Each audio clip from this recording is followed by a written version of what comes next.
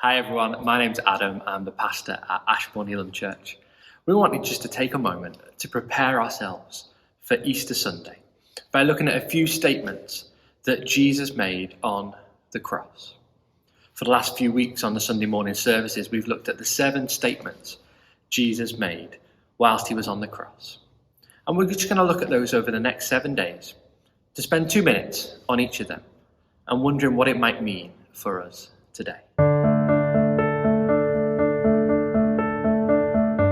Jesus' first statement on the cross was, "Father, forgive them, for they do not know what they are doing." See, the first thing that Jesus says, after, by the way, he's been beaten, spat on, flogged, a crown of thorns forced onto his head, he's been forced to carry his cross as far as he could physically do up the hill in order to be crucified. Then he's nailed onto the cross. The first thing he chooses to say is, "Father, forgive them." Who was the them that Jesus spoke about there? Who was the them when he prays to the Father and asks for forgiveness? Well, I believe he meant many people. He was speaking of the crowds that surrounded him and watched as he died on the cross. He was speaking of those who just earlier were shouting, "Crucify him."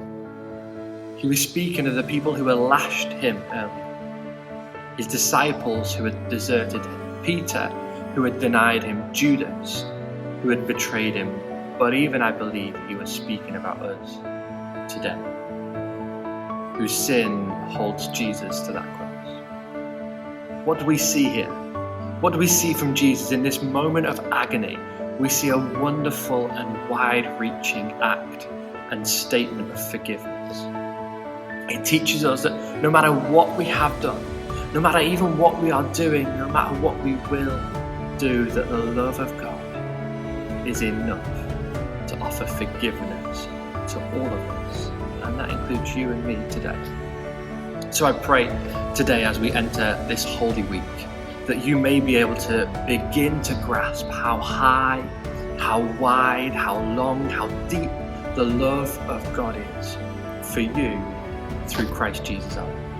And that it's because of this love that forgiveness is offered to each and every one of us. All we need to do is accept it. We'll look at that a little bit more tomorrow, but for today, be blessed and have a good day.